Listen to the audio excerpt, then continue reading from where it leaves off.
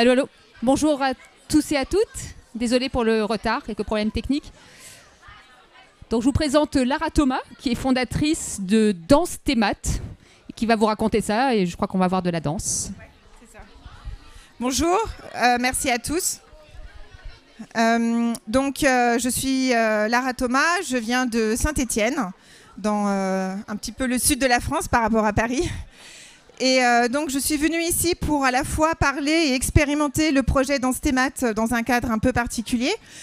Donc nous sommes au Salon des Maths et j'ai rencontré une douzaine d'élèves du collège Eugène Delacroix et en 1h30, donc c'est très court, dans un tout petit coin de l'espace, on a essayé de faire une danse sur le thème des triangles.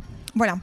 Alors je vais peut-être d'abord juste vous expliquer par un diaporama mon projet Danse Thémat. Je ne sais pas si il est prêt ? Ah, parce que, en fait, j'ai un gros fichier qui fait presque 2 gigas et du coup, c'est long à intégrer. Donc, c'est un projet que j'ai mis en place en 2019, que j'ai lancé en 2019 avec mes élèves. Ce sont des étudiants en classe préparatoire aux grandes écoles. Donc, c'est une école qu'on intègre après la terminale pour se préparer à passer des concours pour accéder aux grandes écoles. Et voilà. Et donc, mes élèves, ils ont des difficultés pour apprendre les espaces vectoriels. Alors, les espaces vectoriels, ce sont des ensembles de vecteurs. Donc, les vecteurs, certains d'entre vous savent ce que c'est, d'autres pas encore. Et c'est associé à des notions qui sont parfois un peu abstraites, que les élèves ont du mal à se représenter. Et par le biais de la danse, j'ai pu essayer de leur donner une autre approche de ces notions mathématiques. Et puis, par la suite, j'ai expérimenté cette approche avec des élèves d'autres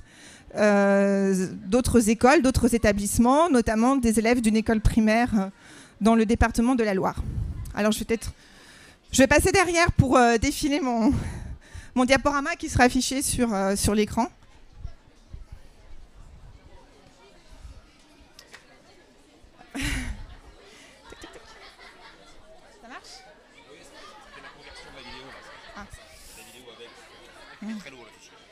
Ah oui, c'est très loin. J'aurais dû faire différemment en fait. Ah, c'est bon. Voilà.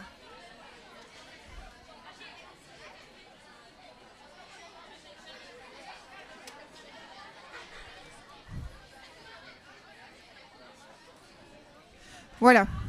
Ah, bon, c'est pas grave. Donc là, ce sont mes élèves du lycée Claude Feriel à Saint-Étienne. Donc à l'origine, en fait, l'idée m'est venue en regardant un film qui avait été réalisé par une Américaine, Nancy Sherrish, qui a fait un clip d'une dizaine de minutes avec le pole dance, c'est du pole dance, pour expliquer ce que sont les représentations d'un groupe de tresses. Alors c'est quelque chose qui est très, très théorique. Moi, j'en avais déjà entendu parler et je pensais que je n'allais jamais arriver à comprendre cette théorie. Et grâce à ce clip qui a remporté un concours en 2017 aux États-Unis, j'ai eu un déclic et je me suis dit que si moi j'ai un déclic, alors les élèves aussi pourraient avoir un déclic grâce à la danse sur certaines notions mathématiques. Récemment, j'ai aussi rencontré Saki Percy, qui est un jeune enseignant au Ghana et qui utilise lui aussi beaucoup la danse dans son école pour toutes les matières. Il apprend les cours en dansant avec ses élèves. Et j'ai beaucoup aimé mon échange avec lui. Et notamment, il m'a dit que la danse est partout dans la vie, peut-être encore plus dans certaines cultures. On danse pour fêter plein de choses. On danse aussi pour des funérailles. Et alors, pourquoi la danse ne serait-elle pas en classe ? Donc, j'ai lancé mon projet Danse Thémat. Donc, j'ai fait une première chorégraphie qui a été filmée. On en a fait un clip vidéo sur les vecteurs et les matrices. Donc là, vous voyez quelques extraits du film sur des images. Donc là, ce sont des photos qui illustrent la réalisation du projet. J'ai fait intervenir un danseur professionnel, un vidéaste professionnel pour réaliser le clip et les prises d'images.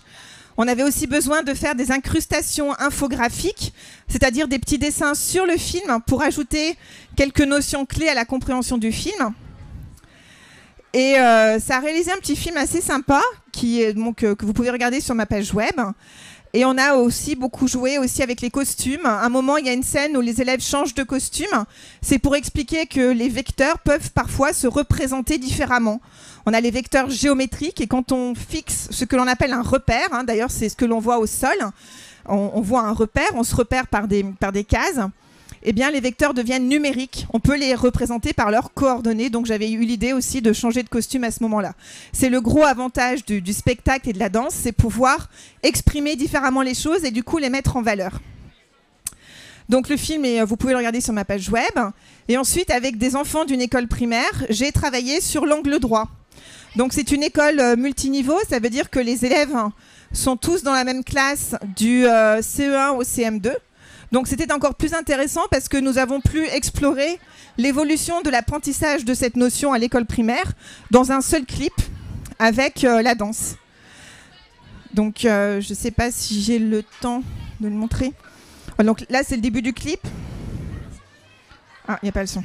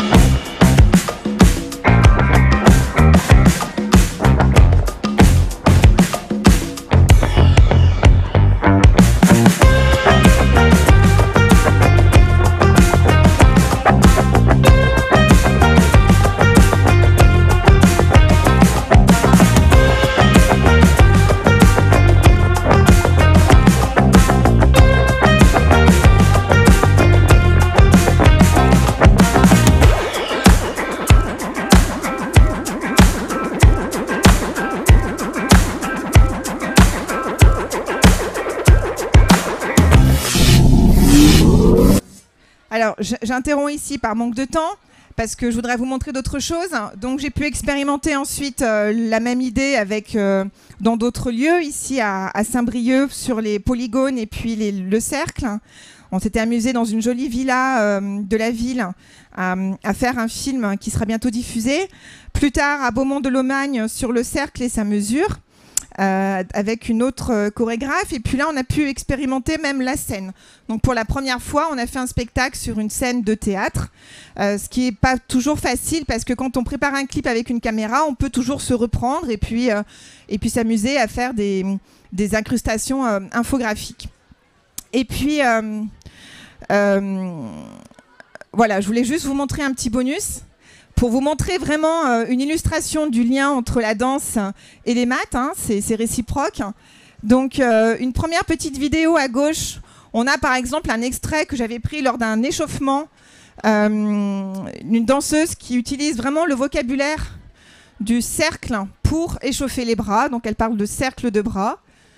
Voilà, donc à la danse, d'ailleurs, ceux qui pratiquent la danse savent que le vocabulaire mathématique est très présent. Hein, on dit mettre les pieds en parallèle, s'aligner, certaines configurations géométriques.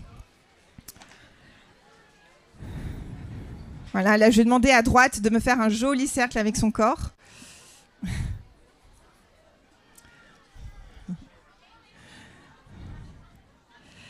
Et puis, du hip-hop, alors le fameux geste, la vague, ben, je vais vous montrer en 1 minute comment on la réalise uniquement à partir d'angle droit. Donc c'est Mohamed Rouhaba, hein, un danseur chorégraphe de hip-hop. Je ne sais pas si elles sont.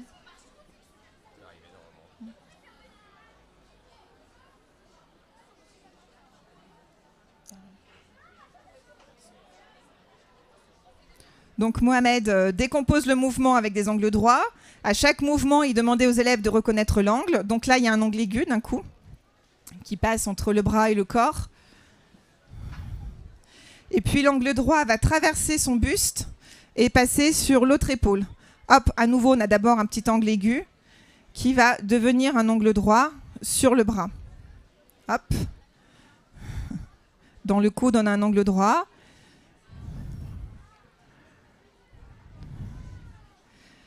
Et hop, l'angle droit passe au-dessus du bras. On en retrouve un autre dessous le bras.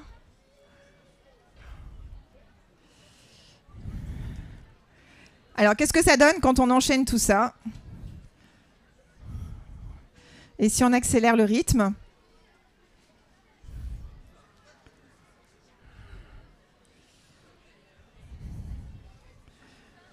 Voilà.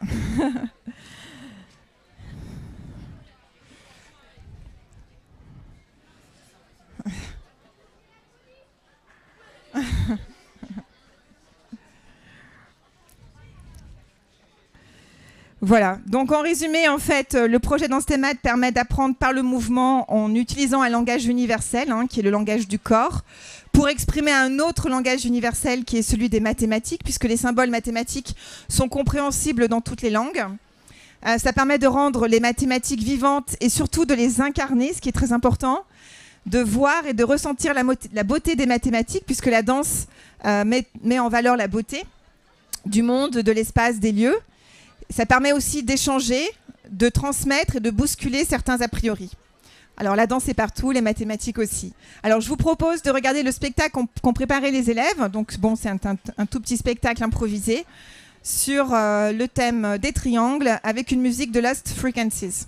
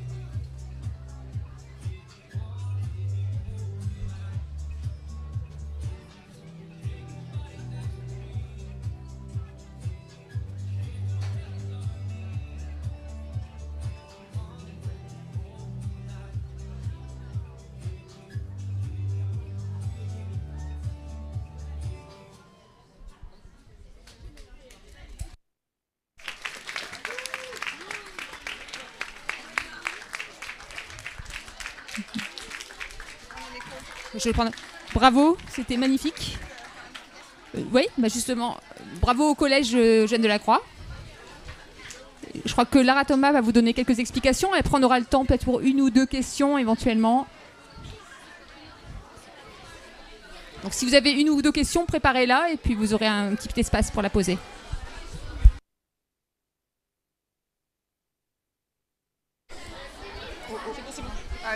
D'accord, ok. Oui, alors en fait, on a été pris par... il nous manque beaucoup d'espace. Simplement, on va peut-être reprendre Alex et Amy et puis ton prénom, Cassie. On va juste reprendre le grand triangle violet pour expliquer.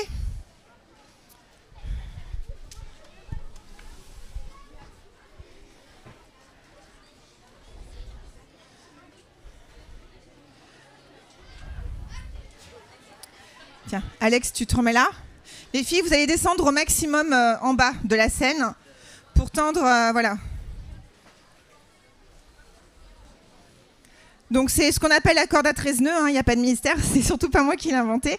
Ça a été utilisé, c'est utilisé depuis très longtemps par notamment des maçons. Alors avec cette corde, on va pouvoir fabriquer à la fois des triangles rectangles, isocèles et équilatéraux. Alors faites-moi un triangle rectangle d'abord. Donc on avait dit 3. Alors ici il y a 3 unités. Là il y en a 4. 2, 3, 4. Et en bas il y en a 5. Non, faut en prendre 3. Ah du coup tu en as mis 5 alors. 1, 2, 3. Amy, tu choisis. C'est ou bien tu prends 3 ou bien tu prends de ce côté. Voilà. Donc c'est un théorème qu'ils n'ont pas encore vu. C'est le fameux théorème de Pythagore qui assure qu'on obtient un triangle rectangle avec un angle droit qui est ici. D'accord? Et ensuite, on va pouvoir faire un triangle équilatéral. Donc, comme on a 12 unités en tout, on va prendre des côtés de 4. 1, 2, 3, 4. 1, 2, 3, 4. Et là, voilà. Donc là, on a un triangle équilatéral. Et c'était les 3 filles qui étaient venues au centre essayer d'expliquer. Donc, un triangle équilatéral, c'est un triangle dont les 3 côtés ont même longueur. Et ensuite, un triangle isocèle qui n'est pas équilatéral. On avait dit qu'on allait faire 2 côtés de 5.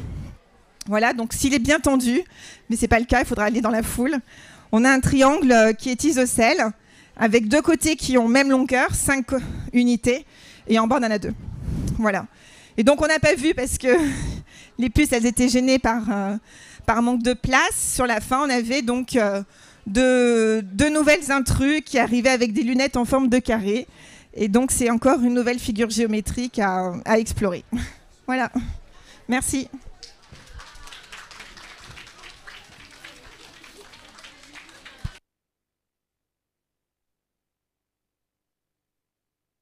Merci beaucoup. Est-ce qu'il y a une question que vous auriez envie de poser à Lara ou aux enfants peut-être? Vous avez mis combien de temps à préparer tout ça? À peine 1h20, je crois. C'est très impressionnant, bravo.